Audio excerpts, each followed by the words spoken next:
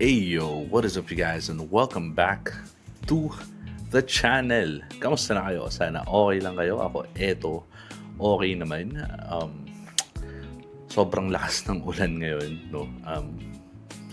Wala, June na. Panahon na naman ng tag-ulan, ng tagbaha. well, at least by the time that I'm creating this video, it's currently June, but probably it will be uploaded around July na, if I'm not mistaken. But if it's gonna be uploaded this June, well, ayun, tag-ulan na, tagbaha na. So, eto na naman tayo. Ayun, so, ano nga bang pag-uusapan natin? Well, you've probably heard about the rule of thirds, no? When it comes to fashion, to photography, painting, drawing, and kung ano-ano pa. Like, when it comes to design, siguro naririnig nyo yung rule of thirds. But, ano nga bang kinalaman yan sa tattoo? At meron din bang rule of thirds ang tattoo? Well, pag-usapan natin yan. Pero bago tayo magsimula, intro muna.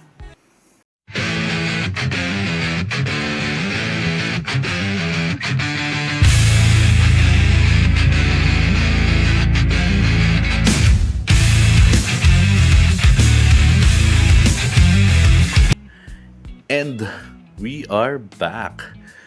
Yun. So, ayun na nga. Ano nga ba ang rule of thirds when it comes to tattoo? Yan. Siyempre, I know you guys have heard about the rule of thirds, no? Kasi pagdating sa pananamit, meron ding rule of thirds, no? Paano nga ba tayo na pumoporma, nananamit, di ba? And pagdating naman sa photography, 'di ba? Kung mahilig kayo mag-picture, kung talagang pumipitik-pitik din kayo, pretty sure alam niyo yung rule of thirds, no? Pero sa tattoo, meron din tayong rule of thirds. And when it comes to tattoo, hindi lang siya doon sa design mismo. I know there is the rule of thirds na may grid lines, 'di ba? Na sinusunod tayo. But when it comes to application ng tattoo mismo, meron din tayong rule of thirds dyan. I don't know if, for me, no, as a tattoo artist, this is a common knowledge for tattoo artists na about sa rule of thirds, no. But if you haven't heard about it, makinig ka sa video na to. Sana tapusin mo yung video na to para magets mo yung rule of thirds sa tattoo, no. The first one, no, yung rule of thirds na sinasabi is yung may grid line. So, depende kung anong klaseng grid line yung ginagamit mo. But, the way the tattoo, the design flows, may rule of thirds din dyan. And that's the most basic one. But, what I want to talk about right now is the rule of thirds on the tattoo application itself. So, syempre, rule of thirds, meron yang tatlo, no? The first one is yung solid black lining and shading kasama yon. So ako kapag gumagawa ako ng tattoo, that's the first one na ginagawa ko. Nagla-lining ako. So I don't do like tattoos without lining. It's what I prefer, no? Kasi for me, if you follow the rule of thirds, it makes the tattoo more legible, and it makes the tattoo last longer. Well, I know that the tattoo will last like probably forever, no. But what I mean is yung legibility ng tattoo, yung crispness ng tattoo, yung ganda, yung contrast ng tattoo will last longer, no? Mas magiging mukha siyang bago ng mas matagal, mas magiging mukha siyang kasi we all know naluluma yung tattoo, and if you follow the rule of thirds, mas magtatagal yung ganda ng tattoo. Kasi that's why I do lining. That's why I don't do tattoos without lining, no? I'm not against tattoo artists or clients who likes the tattoo without lining, or who likes it like super fine lines. But me as an old school tattoo artist, um, mas gusto ko yung may lining. Kasi para sa akin, I would wanna have the tattoo last longer, no? Look better longer, 'di ba? Look good longer than if you're not following the rule of thirds. So yun nga, yung una, solid black shading and lining kasama yan, no? Kapag maganda kasi, maayos, malinaw, malinis ang lining, no, mas nagtatagal siya, hindi siya mas madaling kumalat, hindi siya mas madaling lumabo, mabura, magputol-putol kapag maganda yung lining. And yung shading, what I mean sa shading is yung the darker tone ng shading, like the black ones and the gradient, na yung darker side ng gradient ng shading, to make it more punchier, and gives the tattoo more contrast, no? And if the tattoo is lined well and perfectly shaded, no, it lasts longer. Promise yan. Sa tagal ko na may tattoo, at sa tagal ko na rin nagtatattoo, nakita ko na yan. So I prefer doing it the old school way, kasi I've seen tattoos look good longer when I follow the rule of thirds. Yun. I'm not saying na hindi magiging maganda kapag hindi mo sinunod yung rule of thirds. Of course, there are some times na you're not gonna follow it, no? But what I mean is, I want the tattoo look good ng mas matagal. Yun. So, pangalawa, the colors, if it's a colored tattoo, and the mid-tones. Yun. So, sa shading, yung mga mid-tone to lighter shading, no? So, number one, syempre, lining and darker shading. And then, yung gradient na niya. At kung may kulay, yung kulay niya. So, pangalawa yon. So, nakapag-lining ka na, nakapag-darker tones ka na, nakapag-mid-tones ka na. Kung may kulay, nakapag-kulay ka na. Kapag nagawa mo ng maayos yung dalawa na yon, actually, doon pa lang, maganda na siya. Maganda na yung tattoo. It looks good already, and it will last very long already. At eto, yung sinasabi ko, last. So, mabilis lang tayo doon sa pangalawa kasi it's very basic. Pero yung pangatlo, pinaka-importante at pinaka-madalas nakakalimutan ng lahat is yung open skin or yung negative space. So, that's the third one.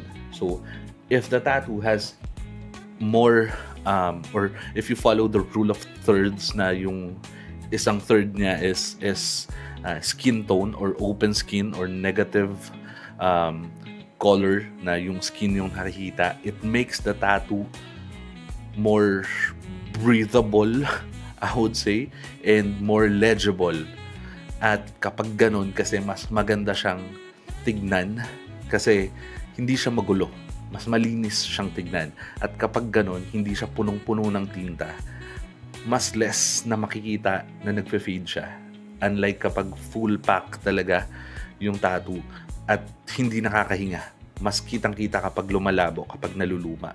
So kapag properly balanced yung lining, yung dark tones, yung mid tones, yung light tones, yung color, and yung skin, it makes the tattoo more legible, mas naiintindihan siya, mas nakikita siya. So ako ganun, I don't like tattoo the whole skin. Lalo na kapag gumagawa ako ng black and gray, it's very important for me na the tattoo can breathe, na may balat pa rin na nakikita, and mas nagpa-pop siya kapag ganun. So that's how I do my tattoos, and that's how I like my tattoos to look like, na may lining, may dark tones, may mid tones, may open skin. Mas nagagandahan ako. Again, it's whatever you prefer, no. kung hindi ka nagagandahan doon, okay lang naman, walang problema doon. But that's how I do it, and that's what I like when I'm doing tattoos. And kasi doon na rin nakabase yung art style ko, yung style ko as a tattoo artist, yung mga ginagawa ko. Lahat yun. Lahat may lining, lahat may super dark saturated colors or black. Kasi I really follow the rule of thirds. I don't know if everyone knows it, but based from what I know, it's a basic knowledge of a tattoo artist. Kasi ako, isa pang reason bakit ko siya sinusunod. Kasi I started as a painter. And sobrang fina-follow ko yung rule of thirds. No? When it comes to design, I also do photography. So I really value the rule of thirds. So, I don't know, siguro masyadong broad yung artistic knowledge ko na I apply, like I parang pinagsasama-sama ko yung mga knowledge ko about arts when it comes to photography, drawing, painting, tattoo, diba? Pinagsasama-sama ko yan, and that's how I came up with my style. And well, for me, again, based from experience, no, nakita ko na mas tumatagal talaga yung mga tattoo na ginawa ko kapag sinusunod ko yung rule of thirds. And for me, it looks good. It looks great for me, no? Para sa akin, maganda siyang tignan kapag ganun.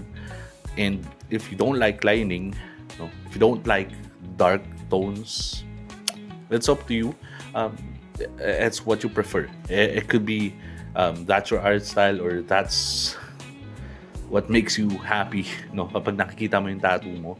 But for me, that's what makes me happy. That's how I satisfy myself na maganda yung gawa ko, okay na yung gawa ko, maayos na yung gawa ko kapag sinusunod ko yun. So, depende yan sa kung whatever you prefer. Kasi, syempre, may mga customers din naman kasi. May mga clients din na iba yung gusto. But ako, pinipilit ko talaga na yun yung gusto kong gawin. So, it's either get a different tattoo artist or magkasundo tayo kasi you chose me as your tattoo artist and that's my art style. That's how I do it. So, maybe hindi ako yung dapat or yung tamang tattoo artist para sa'yo kung hindi mo gusto yung ganun. But if you like it, if you like the rule of thirds, if you understand the rule of thirds, if you value legibility, the longevity of the tattoo, maybe I'm your tattoo artist. So, ayun, that's the rule of thirds when it comes to tattoo application. But again, there's another rule of thirds when it comes to design. So, iba na yun, syempre. Ibang usapan na yun. I want to talk about it on this video kasi it's about art na mismo. And, again, there's different types of like artistic interpretation. So, bahala na kayo doon sa rule of thirds pagdating doon sa design. But when it comes to application, that's the rule of thirds for me. Yun, sana marami kayong natutunan. Sana naintindihan nyo. At kung meron ng mga hindi nasabi, kung may kontra kayo, at kung gusto nyo magpa-shoutout, comment lang kayo sa baba para ma-shoutout ko kayo, masagot ko kayo, or magawa natin ng video if you have any other questions. At para matuto rin ako kung meron ako mga hindi alam. Yun lang. At kung bago ka sa channel na to, please do subscribe and hit the bell icon para nanonotify ka every time we have a new video dahil every Saturday nag-upload ako ng bagong video that's 7:30 PM. Yun lang. Peace out.